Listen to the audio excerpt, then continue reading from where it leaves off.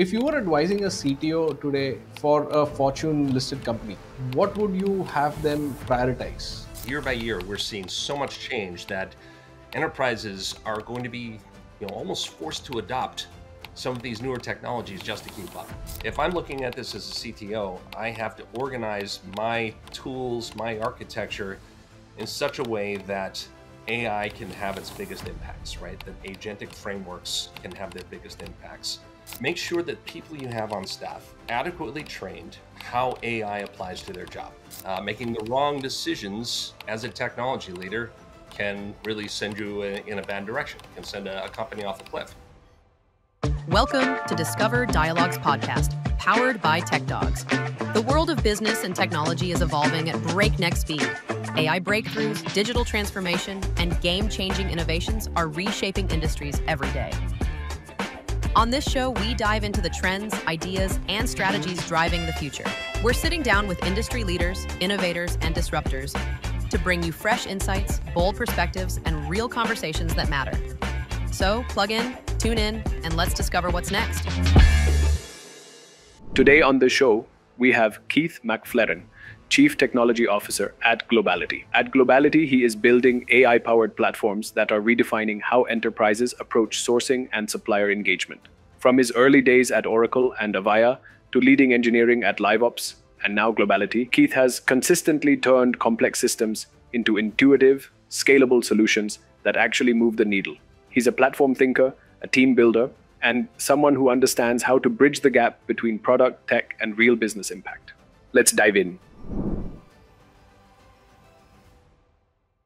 Thank you so much for joining us, Keith. It's a pleasure having you on Discover Dialogues. So, Keith, you've led engineering in some of the most complex tech environments, from cloud platforms to customer service ecosystems, and now you're driving innovation and enterprise sourcing at Globality. I'd love to start by unpacking that arc a little.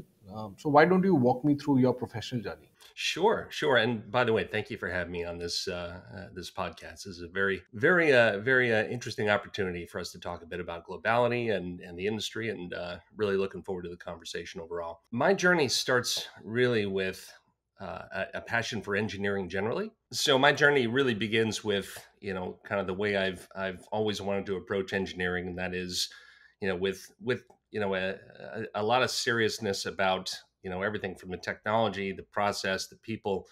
I didn't know I wanted to get into leadership and management long ago. I thought I would be on the technical track for essentially my entire career. But when I saw the kinds of problems that engineers had to solve, and the way that leadership needed to flex around those problems and provide the right tools and provide the right guidance, that became something that was a passion for me, right? So.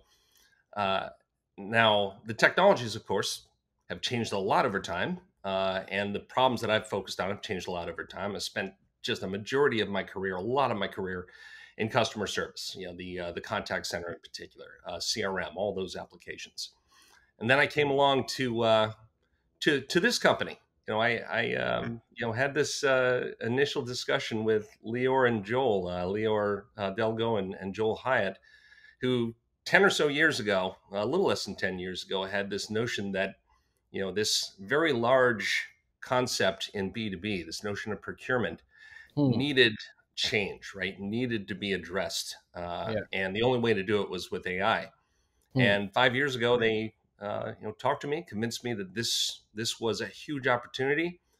And I told them I'd love to come along for the ride. And, so much so that it's been 5 years, no looking back. It's been an amazing journey, and we've got a lot in front of us. Right.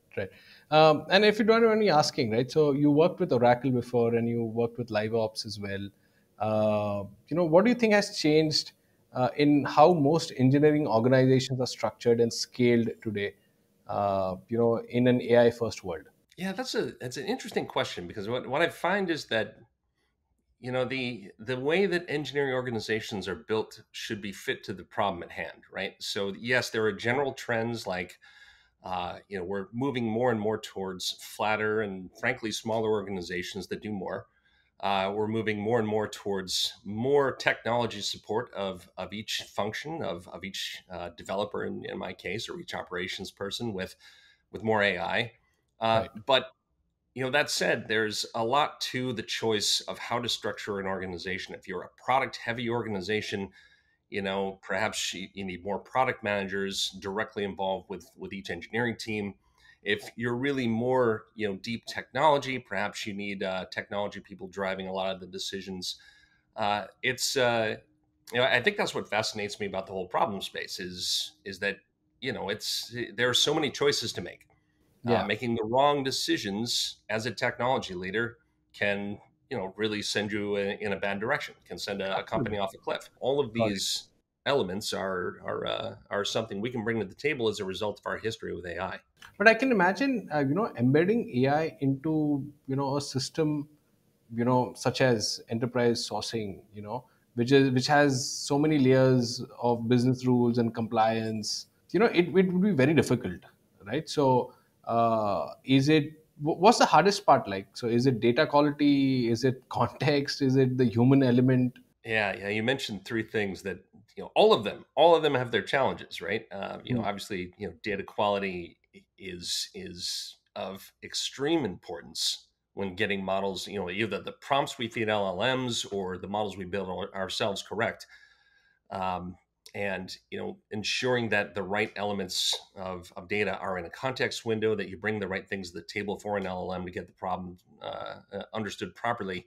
That's important too. I mean, we use everything from RAG to a very intense cleansing of our training data to make sure both of those domains are properly represented. But what I find is the most difficult, important, and challenging dimension is ensuring that we continue to engender human trust in the results of the application, right? So, this is where we spend a lot of time looking at the outputs of these models, evaluating them, ensuring that, as we, cleanse and provide the right data for training and prompts, et cetera, that the results we're producing, no matter what happens, are safe, trustworthy, unbiased, and provide the right answers for our customers, right? So, we spend a lot of time, a lot of time in conversations with customers and their trust organizations, Yeah. infosec, ensuring that,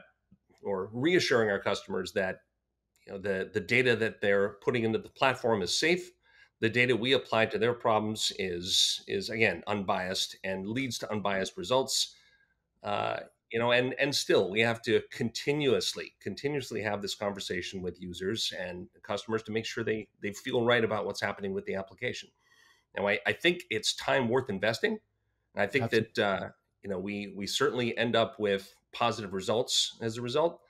But it's a never-ending conversation with the users of these applications. Moving away from the context of globality itself, obviously, in general, there's been a lot of hype around generative AI.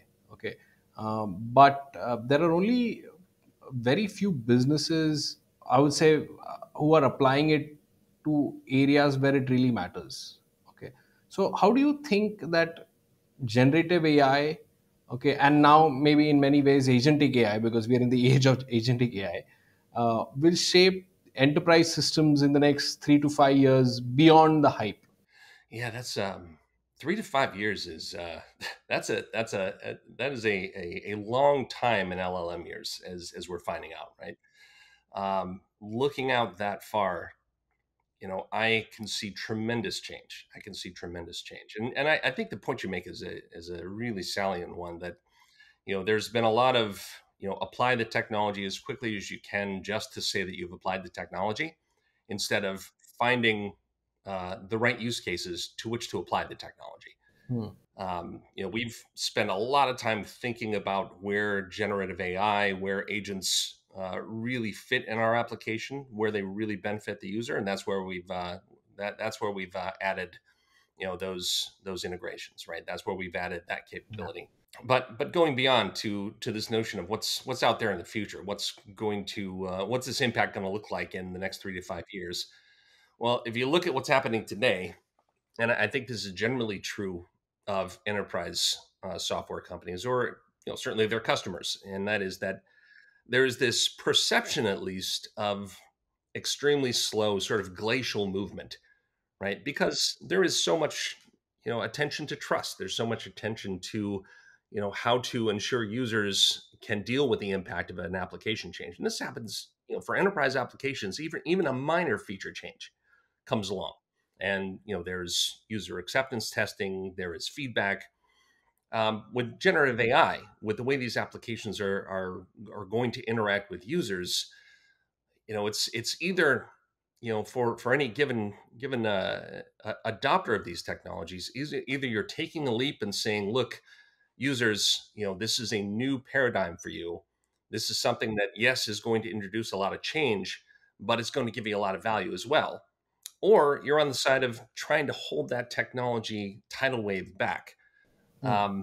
And I think, as it's not 3 to 5 years. To me, it's year by year, right? Year by year, we're seeing so much change that enterprises are going to be, almost forced to adopt some of these newer technologies just to keep up.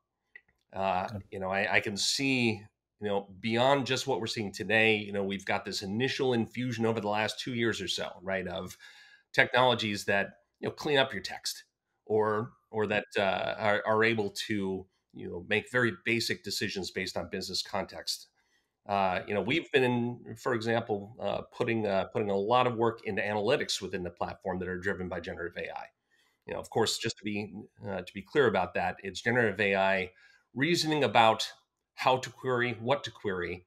At the moment, we don't do any sort of math with generative AI. This is one of the limitations we find, and I think everyone finds, is that, math, arithmetic, that sort of thing That is is it. not in the generative AI's domain. But that said, we're getting a lot of value out of our analytics features and the ability to, for example, type in a query and have it generate graphs for you and charts, and maintain that sort of a dashboard with natural language. That's today. That's the stuff that's easy for generative AI and agents today. Um, but as agentic technology, and by the way, this term agentic, you love it, you hate it, right? It's but it is a representation of what's really happening out in the world, right? We use this term agentic to represent the fact that large language models in themselves aren't enough to solve the problems that we really want to solve AI with. Agentic, I take a look at the word and I say, the core of it is agency. The core of it is handing something the ability to make decisions on your behalf. Right. Handing a piece of software the ability to create a plan and step through that plan and evaluate the results step by step and ensure that by the end it has accomplished the goal that you laid out in front of it. And this has been going on for, look, the thought process around agentic AI has certainly been going on for decades, right? The ideas have been there for decades, right? You look at, I talked in a webinar recently about this 1950s, 1960s project, Shaky the Robot. If you ever get a chance, go up to YouTube, look for Shaky the Robot. Huh. One of the earliest examples of agentic behavior, right? This notion of, I'm going to look at my environment, I'm going to create a plan to solve the problem I've been given. I'm going to execute on that plan. In the case of Shaky the Robot, in a very shaky way, right? Things shook all over the place, but it accomplished its tasks. Now we've got something that knows how to reason, something that knows how to create a plan, something Absolutely. that can step through these procurement problems, in our case, and augment the skills of the people that really know procurement behind the scenes. And that's kind of what we're all about, is providing that kind of augmentation. You asked me 3 to 5 years, again, next year, we're going to see much more capability. The year after that, 3 to 5 years, we will be interacting much more directly and personally with all this software. You're going to see less and less user interface and more just asking agentic AI, the next generations of these models, to solve the problem for me. Help me as an expert in this domain amplify my effect. And that's what's coming. That's what's over the horizon. Correct me if I'm wrong, right? So, as a CTO, I'm sure, I mean, you are in the spot all the time where, you are really building for the future. So now, we just touched upon agentic AI systems. How do you how do you kind of build for the future when you're trying to solve the problems for today? That actually is the core of the job. That's the core of the job. Yeah. That's it's a good question, and every CTO needs to think exactly in this direction, right? You have to think about, you mentioned that 3 to 5 years out time frame. What I'm thinking about is ensuring that our data is clean, ensuring that our data is accessible, and this is why we built out what we call our data platform, which takes all of our transactional data and surfaces up for use by these agents in the agentic framework in a clean and safe way. It's why we've invested in everything from LangFuse as a tracing and prompt engineering tool to the use of LangChain and tools like this for reasoning chains. And even within our engineering ranks, it's why we're investing in things like the use of Cursor. We use Cursor as a development environment Yeah. that accelerates the progress on the all fronts All within front. the Yeah. engineering community. Right. So, what's the next play, right? So let's look at it this way. Almost every business has a mandate in some way or the other to execute AI at their organizations. Okay. Including the CTOs at the helm, who have been tasked with this. So if I'll rather put it this way. So if you were advising a CTO today for a Fortune listed company, okay, that what you have, these are the things that you ought to do if you were building AI native transformations. What would you have them prioritize, and what's the approach that you have them take? Well, first of all, if I'm advising them on that right now, they are currently behind. They're behind by a year and a half. But I'll take the question as is. I would tell them first to focus on the core of their value, which lives in their data. All right, that is the most important thing to get right. I mean, you mentioned it earlier. Uh, if if if you don't have a handle on the value in your data now, start with that. Start with understanding, how it is that can be applied to multiple problems. Because once you surface that, whether it's structured data, whether it's unstructured, whether it's statistics about day-to-day operations, whether it's free text, we use a lot of free text in our evaluations. Having that available is job one and step one, and it's more complicated than anyone thinks. Certainly bringing that data in, cleansing it, Absolutely. and ensuring that access is protected. That's we've spent a lot of time on that over the last several years.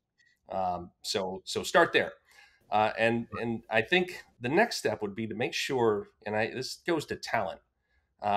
Make sure that people you have on staff, are adequately trained in how AI applies to their job. As I think I think this takes a bit of time to understand for especially for folks that are coming up to speed on the new set of tools, right? We've been on an organizational journey ourselves of ensuring that the tools that we are applying, help us to most effectively put AI into our world, inject it into our world, but as well to speed us up, to make us more efficient. And we've come a long way over the last several years, just like everyone has. Right. But I would talk to the people in my organization about how important it is in their professional lives to ensure that AI is amplifying their effect, right? And then I would give them, because you can't say that and not support it. Then I would give them proper training and proper tools, and ensure that that they can move up the stack in terms of their abilities around AI. And then finally, if I'm looking at this as a CTO, I have to organize my tools, my architecture in such a way that AI can have its biggest impacts, right? That agentic frameworks can have their biggest impacts. Hmm. And that also takes some time. You get everybody together, talk it out, understand how to surface data in tools that AI can apply. Understand how you're going to evaluate your prompt set, to ensure that your prompts are the most effective prompts that you can have. If you're building models internally, ensure that you're using the most up to date techniques, and you know how to measure the correctness of those models. It's it's just a multi-phase set of recommendations that I would give. It's a lot of work, but once you get into it, once you get that flywheel spinning, your entire organization can revolve around this new approach to building out applications. And talking about building out applications, right? So there are two ways businesses really approach this, right? So they try and figure out if there is something off the shelf that can fit in my requirements, okay. And then the other, like you said, that you guys did it at Globality as well, but there are organizations who are really trying to say, let's build our own systems. Could be anything, just from the LLMs to maybe a chat GPT or an agentic system. What do you think are some of the points that you have to look at when you're trying to do either? That's fascinating. I have an opinion here. I have a very definitive opinion about the way that particularly the way that we have approached this problem. We have really looked at it as trying to apply technologies directly to our problem set. If I go looking outside for example, a workflow engine, or for an API gateway, or any technology, the first question I ask is, number one, how difficult is this to manage? How large has this software become over time? If I take a look at an open source package, how many problems is it trying to solve? Is it trying to solve the whole world's problems? Because if that's the case, I'm probably going to get a lot of stuff with it that I don't need. It's probably going to be very complex to manage, and I probably can't automate it the way that I want to automate it. So I come back to, can I solve this problem internally? And should I solve this problem internally? And for the most part, anything that is directly applicable to our solution, we found we can build a very targeted application, or a very targeted service that solves that particular problem for us. I will give you the example of the way that we execute approvals. We knew we needed some form of strict workflow, right? Some form Right. of workflow engine. We went off looking for third-party providers, open source software, and it's like I described. All this software is incredibly, immensely complex to install, to operate, to configure. We didn't need that complexity. We had a very specific set of problems: integration problems, Absolutely, yeah. approval problems, complex workflows, to be sure, but not requiring the kind of software that was out there. So we built our own in 2 months, with the tools at our disposal, and it has been, both applicable to all the problems that we expected, extensible to other problems within this procurement domain, particularly integration problems. Right? We are, it's an example of why we would choose to build rather than buy. Now, it's not the right choice in all cases. It's not the right choice in all cases. But for us, having the ability to build out frameworks, technologies that directly hit the problems that we're worried about, directly address the issues our customers are demanding we address, really does get to the heart of our philosophy. And also, I think building systems that hit the heart of the problem internally solves a lot of other challenges that come with it, right? So for example, if you were really looking at buying something off the shelf, apart from the other things that will bring to the table, there could be concerns around privacy, there could be concerns around data, and I'm assuming when you're building systems internally, a lot of that is taken care of, and there's something that you don't have to worry about. Am I right? Yeah, not only do all of those systems and designs go through our internal InfoSec processes and approval processes, but I can be assured, if I, for the most part, keep the data in-house. So, for example, with our data platform, runs completely within our virtual private data center. If I run our AI framework ourselves within our production environment, I can be assured, and this is a great point, I can be assured that the data is safe. I can be assured that I've got complete oversight over what's happening with the application day to day. Now, again, there are legitimate reasons to go outside for processing capacity. There are legitimate reasons to go outside for a service. But in our case, what we find is that, and it's an argument I make with within our with our potential customers and our customers alike, that really goes well is that, look, we build this stuff, we run it, we keep it close to home, so to speak, within our environment, and that makes it that much more safe with respect to your data. In many ways, I think AI is becoming more efficient. It's becoming more affordable. It's also becoming more accessible, right? I think the inference costs, have gone down. I mean, almost 300-fold. Since I think when we started in November last year. Sorry, November 2022. Okay. Obviously, at the hardware level, also, things have gone down. Okay. In many ways, do you think that, um, and this is continuing the earlier question, right? So if you were telling a CTO today, what should be you doing? Do you think that businesses should be proactively investing in AI, as their go-to first strategy, as in now is the time, or I mean, there's never after this. So if I could, in understanding your question, so just to reiterate, you're asking, is now the time to put dollars and people and organizational Absolutely. heft into AI? Given that, in this context you sketched out, the prices for inference, generally speaking, are down, right? Yeah. Are attainable. We can go off to the market and get inference, and get AI capabilities. Absolutely, yes. It's my previous part of the conversation. I think I said, anyone considering it now is somewhat behind. What that means is, whether you're behind or not, yes, absolutely invest now, right? Because if you do not, I can assure you someone is, right? You look at a host of That's true. different Silicon Valley and otherwise startups, and it's not just Silicon Valley. It's not restricted to that environment, right? I mean, it's everywhere. Uh, Everyone's got access to the same tools at this point. There was a first mover advantage, perhaps, in 2023, when everyone was still trying to sort out whether or not these LLMs were actually going to be what they They seemed probably. they would. Yeah. Yeah. Right. But here we are, and we know what the impacts are, and there's absolutely no excuse for not investing right now, either to catch up or to get ahead, to create new features, to push the market and its boundaries as hard as you can. And talking about investments, I think the other investment.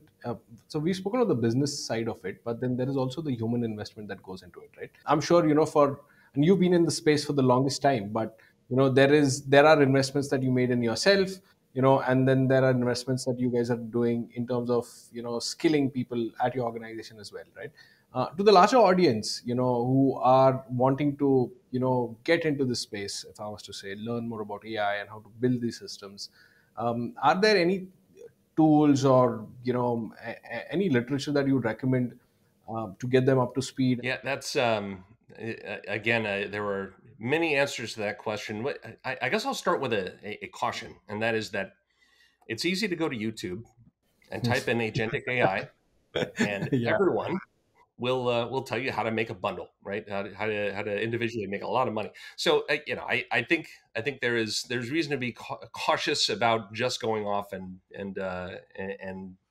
digging into YouTube for that sort of video. But I have found, and this is in our organization at least, that learning platforms are caught up. They're up to speed, right? So LinkedIn Learning, for example, that we use, has a lot of great materials around agentic AI, what it means, both at the management level and the technical level. Hmm. Yeah, I think that if you go search Medium for really serious articles on the topic, I've found quite a few. For my purposes, I try to keep up on research. I try to keep up on the latest happening in the scientific community. But that's not for everyone. That's not for everyone. Certainly not for every role. I would say that an organization's responsibility to itself and to its people is to ensure you hit them with the right level of training for their role, right? So for the engineers, they're going to run off and learn this stuff as quickly as you allow them to, right? It's like you put a tool like Cursor into their hands, and suddenly they're more productive. We started this journey with other sort of sidecar ride along AI tools, but Cursor's are our latest. But there are certain roles like in sales and marketing and certainly in design where perhaps there's a conversation to be had about what tools are most effective, which ones are going to generate the results that we need versus the tools that might contribute to.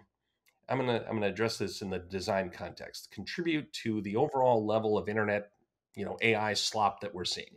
We don't want to see more of that, right? Um, I'll just comment on the fact that some of my most recent forays into LinkedIn, you can see that that certain companies are going cheap on graphics because Yeah, the graphics are all beginning to look alike, right? They're going absolutely, off. absolutely, Yeah, yeah. absolutely. Yeah, you can make that out. You High go. They're contrast, high saturation. yeah, I got a exactly. dead giveaway for those. Right. So that's the sort of thing I think you have to train uh, people to avoid. You have to, they have to have an eye for it. And I think that really, I'll talk about design in particular. Really talented designers, they know, they see, they understand what's better, and they can both create it for you themselves, but they can get the tools to generate things that are more natural and lifelike. Hmm. Um, I think that's it. I think it's, every enterprise is going to have this responsibility to ensure that all the people working in their domains, the ones that have the inherent knowledge of what the business does and how it does it, the knowledge, that internal knowledge that is built up over years, that the right tools are chosen to amplify their effect. Obviously, Keith, this conversation has been wonderful so far. I'm sure there are a lot of takeaways, that you've shared with us today, uh, and I'd love to go on, but unfortunately, we are a little short on time. So before we wrap up, we'd love to switch gears. Let's get into some rapid fire fun, and let's get to see a little more personal side of Keith for our audiences. So when you're ready, just let me know, and we'll go on with the rapid fire. Okay, bring it on. Okay. What's your go-to comfort food after a long day? Food for me is all wrapped up in family. So it's pasta with the family at the table. That's a good de-stressing with the kids, mostly a de-stressing experience. Nice. What's that one song that always lifts your mood? All right, so there's an Irish band called the High Kings. They have a song called "Chasing Rainbows," which is it's light and airy and fun, and it's mostly about running around pubs in Dublin. So that one always lifts my mood. Okay, I'm going to have a listen to that. A travel destination that's still on your bucket list.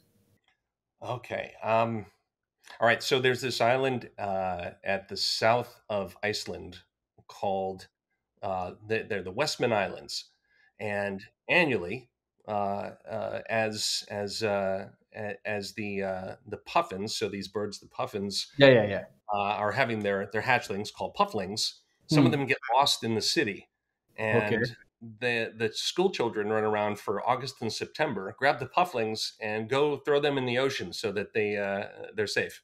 Safe. I want to Okay. see that. I would love to see that as well. What is that one weirdest job that you thought you would want to do? Thought I would want to do, huh? Well, I won't call it weird, but I mean my alternative profession would have been, and you'll maybe be surprised by this, but journalism.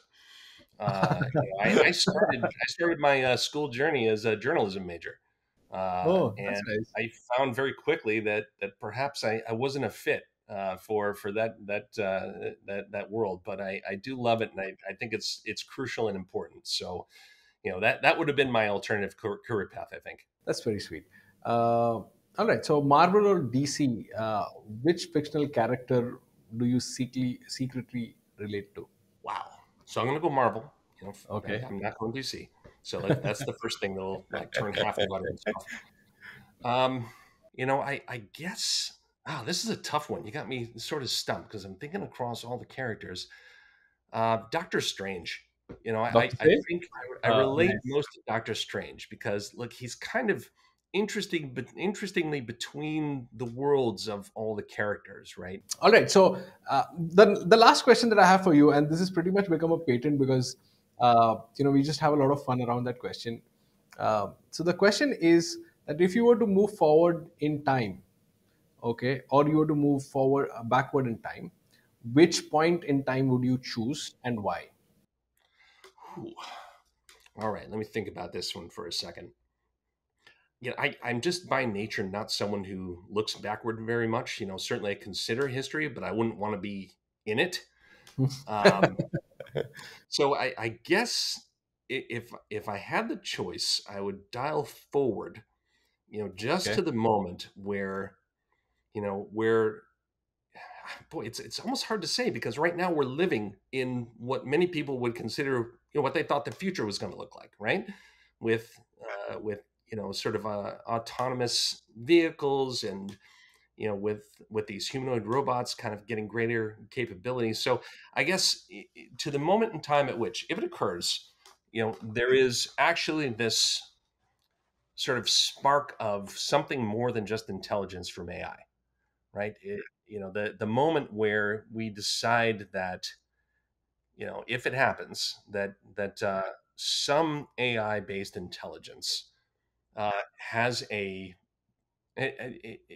human enough to be considered, I guess a I'm not going to say person, but an entity with rights. And again, I can't predict whether or not something like that's going to happen, but I'm also not going to say it's out of the question. Absolutely, absolutely. That's yeah. So we'll see. We'll see. There's a lot of memes that go around 9gag. Every time there's something that happens in AI, so they just put out something that Sarah Connor is watching. That's good. That's good. So yeah. All right, Keith. This has been a truly insightful conversation. Thank you so much for your time today. Obviously, it was pleasure listening to you about your journey, your perspective. Some of your practical advices. And I'm sure it will resonate with a lot of our audiences. So thank you once again. We'd love to have you back on the show. A truly fun conversation. I really appreciate you bringing me on the show. Thank you. Thank you so much, Keith, once again. You have a good day. Thanks for tuning in. If you enjoyed this episode, subscribe on YouTube, Instagram, or your favorite podcast app. Catch past episodes and more at techdogs.com. See you next time.